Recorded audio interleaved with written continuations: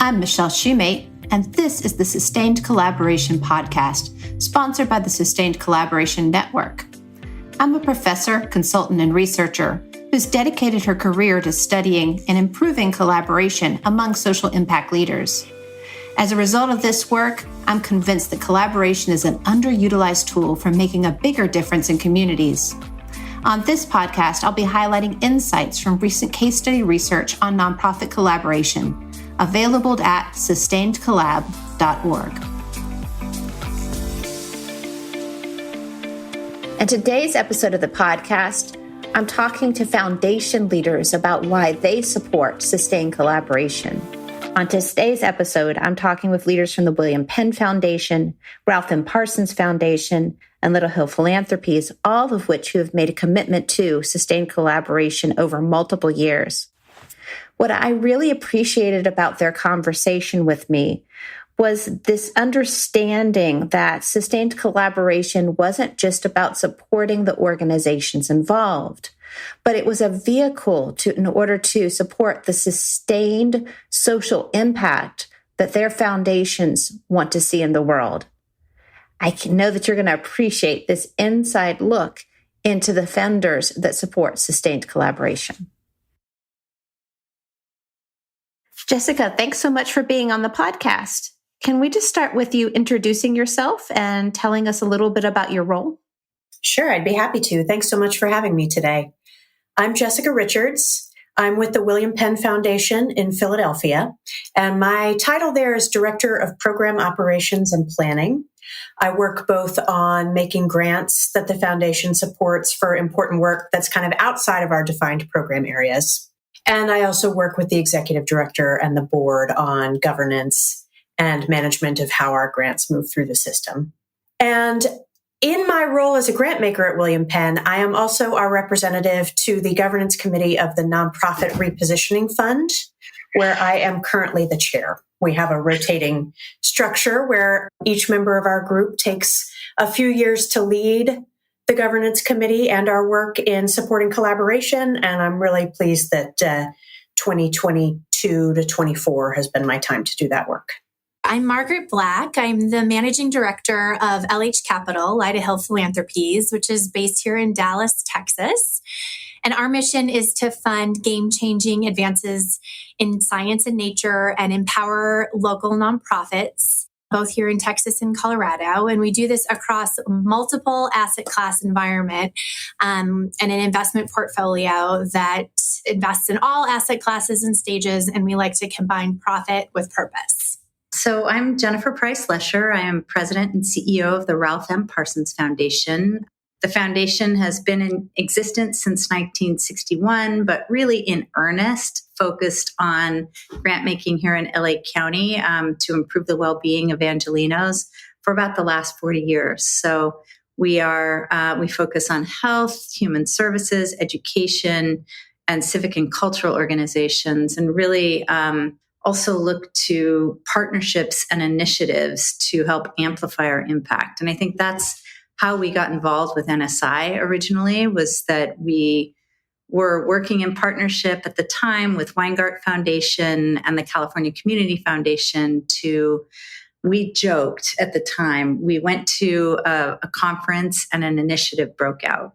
Well, that's a great introduction. I wonder if you could just tell folks a little bit about what is the Nonprofit Repositioning Fund and why are multiple funders a part of it? Sure. So the Nonprofit Repositioning Fund is a pooled fund that serves the greater Philadelphia area. Pooled fund meaning that multiple funders have contributed dollars to a shared fund that's centrally held, and we together award grants out of that fund. We call it nonprofit repositioning because it supports nonprofit organizations in the region to kind of reimagine what their operating and business models are.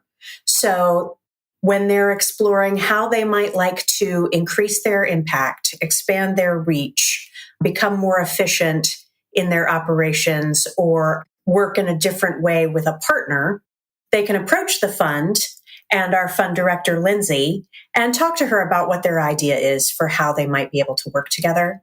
And then the Nonprofit Repositioning Fund, after an application is received, can award a grant to support the kind of expenses that you need to spend money on to make that happen. So legal support, financial due diligence, facilitation if you need to bring your boards together for a conversation, or any other kind of work that you might run into when thinking about, like, how do I formally work with a partner?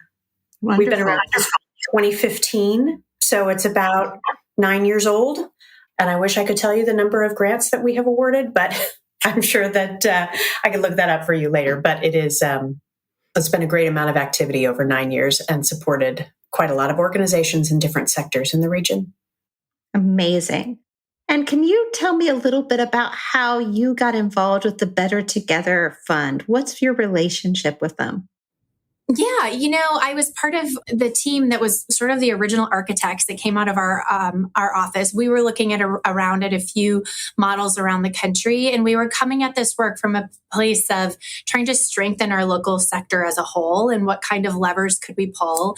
And collaboration was one of those. So we founded the Better Together Fund, which is now a pooled fund, and it's now supported by 8 local funders to support sustained collaboration across a spectrum of different grant stages. And since 2017, when we launched it, we've granted more than $6.5 million to over 80 collaborations. Hi, Jennifer. Tell me the story. How did this get started? So, David LaPiana, who is kind of the grandfather of this work, as is Lois. But what I'll say is that they hosted a convening to talk about this skill set, if you will, in the nonprofit sector. And I had just come out of business school. And for me, this is a tool or an arrow in the quiver, if you will, that we all learn in business school. Strategic restructuring, sustained collaboration. There are a lot of terms for what this is, but we decided to host a convening, and we had to move our venue 3 times in order to accommodate the number of people in 2012. So this is in the wake of the 2008 recession. We had to move so that we could accommodate a lot of folks to come and learn about what it was we were doing. And so we had LaPiana, we had a handful of examples from the sector that may or may not have worked with LaPiana and Associates. And we just began the conversation. And I think for me at the time, in business school, this is considered a strategic move and a healthy part of organizational life. And we weren't talking about it in the nonprofit sector when it came to strategic restructuring, sustained collaborations, mergers. Any of those terms were things that funders typically shied away from and nonprofits didn't want to share. And my hope at that time was that we could make this a regular, healthy part of nonprofit life from a strategic impact perspective, and that everyone could do it, right? We wouldn't have to be afraid of it.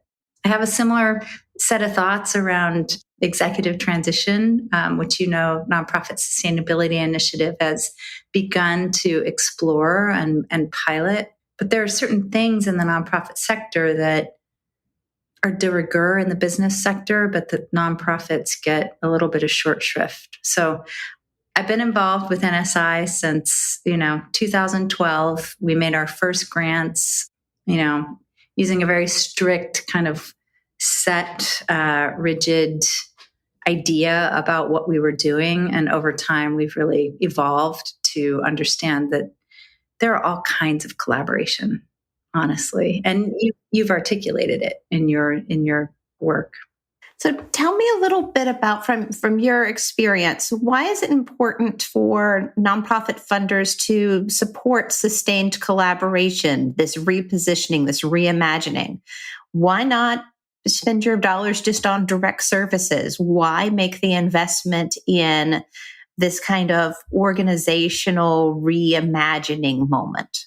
Yeah, good question. And it's certainly something we talk about a lot on the governance committee of the fund because, kind of as you're suggesting, a lot of foundations are not set up so that the primary goal is to support how the organizations actually operate. Usually they're set up to pursue a specific strategic goal in a named program area. some of William Penn's programs for the last 10 years, the goals have been raise third grade reading levels in the city of Philadelphia, or ensure the conditions for clean water in the Delaware River watershed. And in neither case is organizational partnership a direct contributor to achieving that goal. But I think that there is a more holistic understanding, not just among funders, but among our boards too, that the organizations that need to do that work to actually improve conditions for children, for residents, and for everybody else actually need to be strong and effective too. So in some ways, it's the indirect contributor to the headline goal is having good partners to get it done. And I think specifically supporting this kind of collaboration is really helpful for William Penn. I'll just say for ourselves, since it's an indirect contributor to our foundation goals, being able to join with other funders really helps us to make the most out of grant dollars because they can be pooled with others. I wish I knew the exact number of funders that are currently in the mix. And I may be the only one that has been here from go at this point. And at the time that I joined, I was a program officer at Parsons Foundation. I was not our CEO. Our CEO really did champion the idea. And then I just got to work. However many funders we have currently, I don't know. I should. But we come together. We have an initiative manager, Carrie Harlow, who helps us sort of navigate. And Othakol now is also working with her. What we found, and this is a funny thing for us at the beginning. We actually had some knockdown, drag-out fights about whether or not we needed an initiative manager. Maybe not quite that extreme, but that we weren't sure. Should we park it at one of our foundations? Should we have staff run it like any other foundation initiative? Or should we hire somebody from the outside to kind of help guide us through? And then we also had the same set of conversations around evaluation and learning and whether or not we should do that internally or externally. What's interesting to me about that is that we're a collaboration just like any of the other collaborations that we're supporting. And what we learned is it's very helpful to have an outside initiative manager guide us through the process. We can all step in and support the work, but I don't know that it would have turned out the same way if we'd have tried to bring it in-house to any one of our foundations. So I think we have a few fundamental beliefs that continue to guide this work. The first one is pretty straightforward, which is bigger impact. That the simple notion that going beyond traditional organizational boundaries and doing something together that can't be done independently is just a classic recipe for greater impact. And we also believe that dedicated funding for it that is there and ready to draw down when the timing presents itself is also an important component of continuing to fuel it. A few of our other beliefs that guide it. One is just efficiency, right? Local nonprofit sector as a whole can be strengthened by aligning complementary strengths and resources. Another piece of it is exploration. So we believe that actually this dedicated funding incenting the simple act of exploration is important because we get excited even if organizations come together and explore whether they should be formally collaborating and electing not to, because they're going to go back to their work with a stronger sense of the landscape and their own unique role. So that too is a fundamental reason why we support the work. And then lastly, we continue to do it because we believe this work should become routine and that it should be a best practice for organizations to routinely consider, both at the board level and the leadership level, about whether sustained collaboration is the right move to help them advance their mission. So those are kind of the main reasons that keep us going in the space. It's amazing. And why do this as a pooled fund? So tell me a little bit more about that piece too. Why do you think about this as something that you just don't individually work on, but that you collaborate with other funders to create, allocate this pooled fund to work on sustained collaboration? Well, part of it is walking the walk, right? If we're expecting the sector to collaborate, we too, as funders, need to do that, and to do that in a learning setting. So we have sort of a different model from some of our other peer funders across the country, in that we have distributed management structure. We don't have a single initiative manager dedicated to the work. Among our 7 or 8 funders, we all take on different aspects of stewarding new inquiries and helping to oversee the grant portfolio. It's all administered in our community foundation, a DAF at the Dallas Foundation. But the act of coming together, learning from each other, and all actually practically doing the grant counseling and sort of that relationship with each of the collaborations, we're strengthening our muscle as a funder community as a whole as well. Makes sense. So I wonder if there's a story of one particular grantee or sustained collaboration that you've been involved in funding, or has come through the Nonprofit Repositioning Fund, that really stands out to you. Michelle, this was hard to pick because I was looking back through what did I want to highlight. So one I'll share is one of our earlier grants, probably when I look back in the files, 2017. So the fund had not been active very long, was to an organization that was going to go through a formal collaboration with 2 of their partners who were volunteer-based. So they weren't established paid staff 501c3s, but they had been doing complementary work. They wanted to come together in a formal way.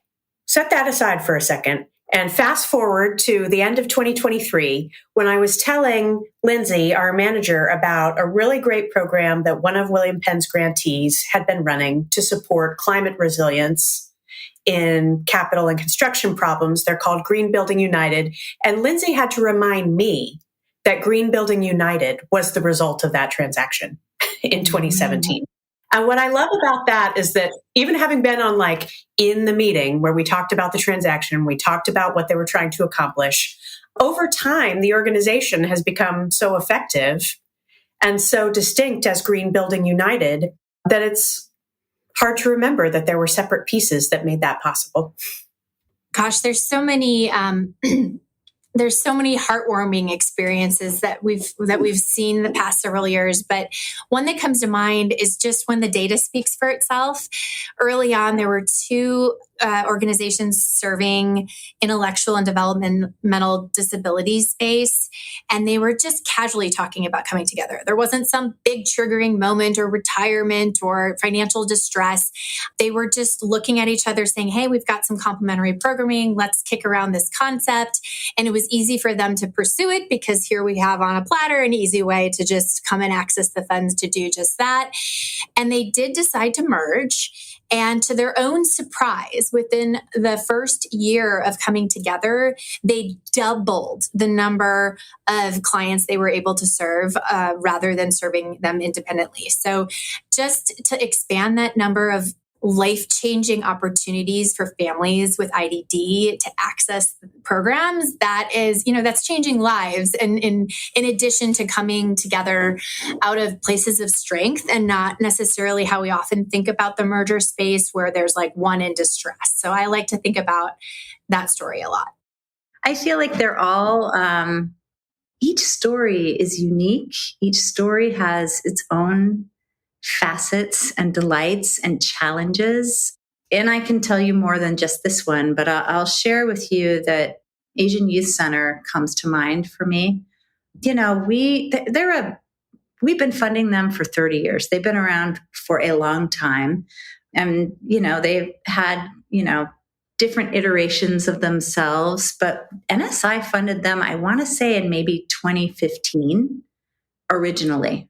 And their CEO, Michelle Farage, had been there maybe for 20 of the years beforehand, not as CEO, but holding various roles of leadership, development, et cetera. And, I think the first one was Asian Youth Center and Project NEO. And I can remember Project NEO was a wonderful program. We had been funding it directly. We'd been funding Asian Youth Center. And it was small and fragile. And when Asian Youth Center said, hey, we'll I guess, take an asset transfer, we will acquire this program, it was a huge success. And then cut to 5 years later, 4 years later, where we see Asian Youth Center have an asset transfer with the Youth Parent Leadership Development Program. What's interesting to me about this is that what we have found is that when organizations go through a sustained collaboration project, they tend to know how to do it again and begin to build the muscle of seeing that as a strategic tool. And I think we had that in that board and in Michelle Fairridge. And so when the time came where the sector was shifting around, we also see this quite a lot. The, Asian Youth Center was really focused on juvenile justice. And here in Los Angeles County, the juvenile justice system is being unwound. We are shutting down our camps and halls. We are doing everything we can to put young people and youth empowerment first. And so that's an environmental thing that Michelle was ready to embrace, but also she had the skill set of doing sustained collaboration. So it was like, let me take a look at what's going on in the environment. My business model may shift. I don't know if this is how she talks about it, but her business model with respect to contracts from, the county for juvenile justice work, we're going to shift. And she was aware, and so was her board and her team. And so they were able to then take a culture shift and really look toward what do we do for youth empowerment instead of youth incarceration, instead of juvenile justice, what can we do for juvenile empowerment? And it was a huge culture shift that they engaged in and embarked upon. But I think she had this wonderful skill set of being able to engage in sustained collaboration that helped them be successful. And of course, it's only been a handful of years, but I think from the point of, from my point of view, this is a strategic tool that all nonprofits should have. She had it and she was ready and she pounced when the opportunity came up. So that's my take on Michelle Fairridge, Asian Youth Center, and what they did to acquire or, have an asset transfer with the Youth Parent and Leadership Development Program and a handful of others, right? Mm-hmm. Yeah, that's my impression too of the way that she operated. The fact that she pounced on the opportunity, that seems very apropos to the way that she talks even about this opportunity arising. But she was on the lookout for an opportunity like this. It wasn't just any program coming to her saying, oh, we're not going to be sustainable if you don't take us in. She's not interested in that. She was very interested in a program that was going to help her organization achieve the type of culture shift that they needed to achieve. And I think that that's it's a good example of what you've been talking about all along, which is that this is a strategic tool that you could use to make culture shift, that you can use to increase your social impact. It's not just a chance to talk about doing things in terms of the management phase, right? It really is not just about efficiency and numbers. It's really about some of those bigger goals. It's bigger goals. And what I will say about that too is my business school experience, didn't lead me into the corporate sector. But what I will say is that, while a lot of times in the corporate sector, what we learned in business school was that M&A work was all about kind of more, bottom line impact. My experience in the nonprofit sector, and we had to evolve and come to learn this as a group. It wasn't about necessarily greater efficiency or bottom line impact. It was more about mission impact. And that's a critical difference that I don't think we talk about enough in this work. And then I wonder, as we're talking about this, and some folks may be wondering why foundations would want to support sustained collaboration at all. Maybe they haven't quite gotten the bug yet. And they think, well, foundations, aren't they just supposed to spend money directly on the social impact? All the money should go into services. Why would you spend money to help facilitate organizations to figure out restructuring? I mean, is that really where the dollars should go? What is your response to that? How do you help people understand the value or the importance of sustained collaboration? What I'll say about sustained collaboration and its value or importance is that it is for mission impact. It is for creating greater effectiveness in organizations. There was a time that we thought it would be a money-saving device. I'm not 100% sure that that's the case, but what I will say is that it is a strategic tool that any nonprofit should be able to tap for their strategic impact.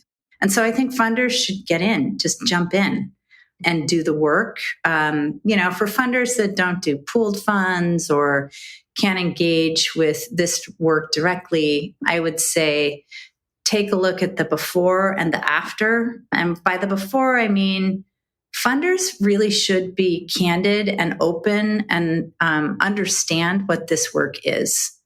Again, it's a healthy part of organizational life. Funders should receive it and not shy away from when organizations decide that they want to have an asset transfer or a proper merger or a network, whatever it is, to increase their impact. And I think that's what we were doing a decade ago. We were kind of shying away. We were stepping back and saying, you guys figure it out. We weren't then giving our general operating support dollars. We were not giving, specific project dollars for this work. What I'd say for funders now is, even if you can't fund it directly or in a pooled fund, have the conversation. It's healthy. It's good for organizations. It's better for communities, right? And I think the other thing I'll say is that, on the backside, so after organizations go through this, and I know your research shows some varying levels of this, but in my experience here in LA, organizations need additional support after they've gone through this work. And we can't, if there are two organizations that came together that had 50K and 50K in their grants previously, we can't ditch them in that moment of that, 1 to 3 years following a, asset transfer or what have you.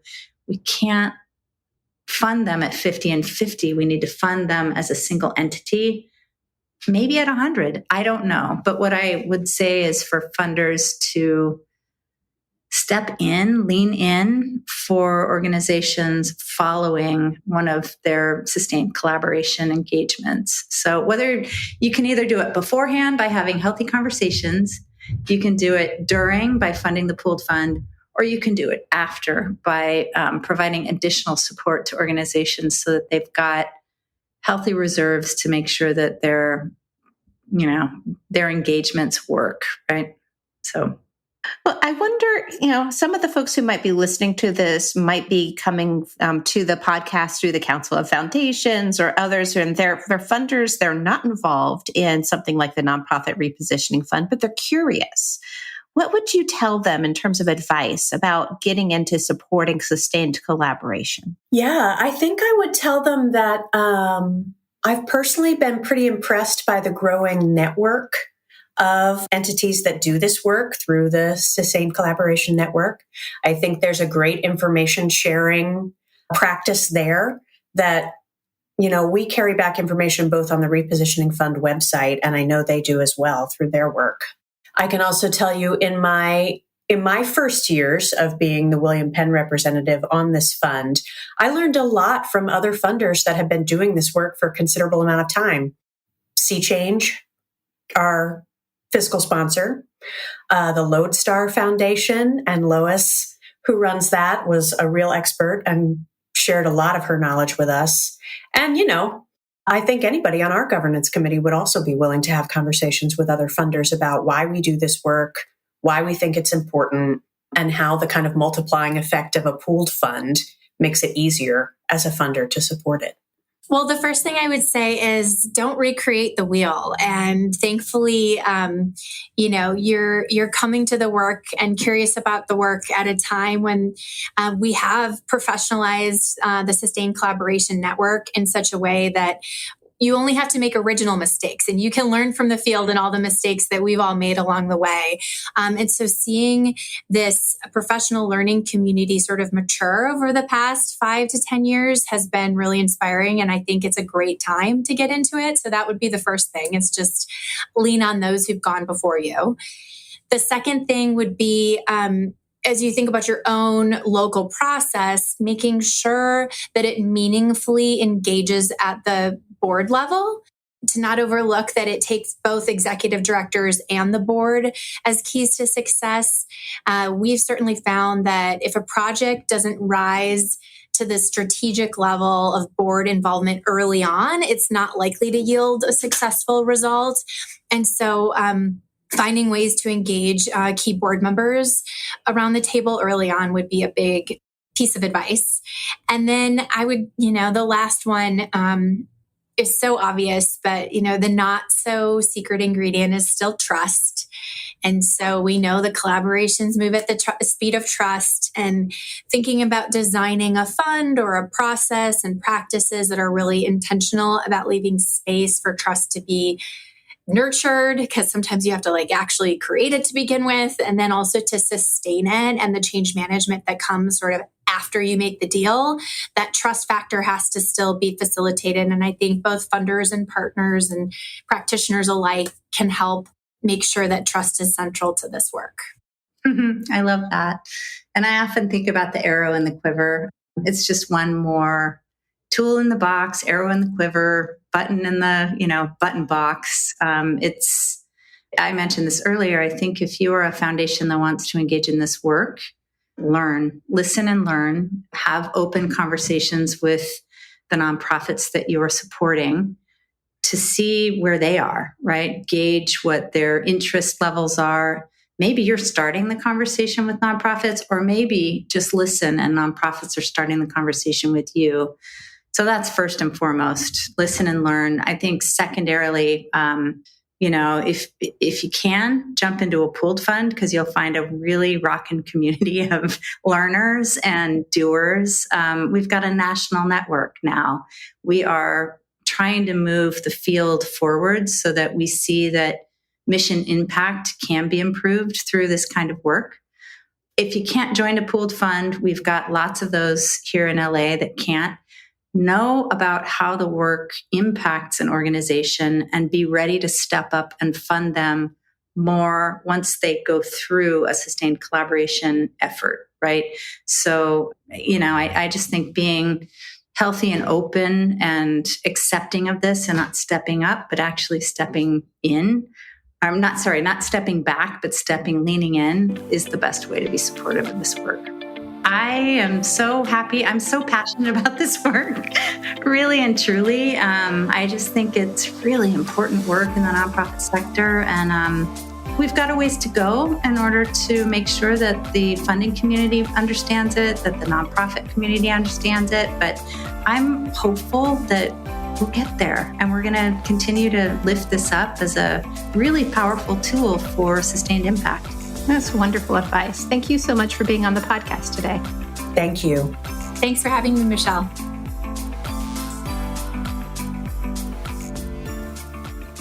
I hope you enjoyed this episode of the Sustained Collaboration Podcast. The Sustained Collaboration Podcast is a joint venture between the Sustained Collaboration Network and the Network for Nonprofit and Social Impact at Northwestern University. You can learn more about the Sustained Collaboration Network and download the research referenced in this podcast at sustainedcollab.org.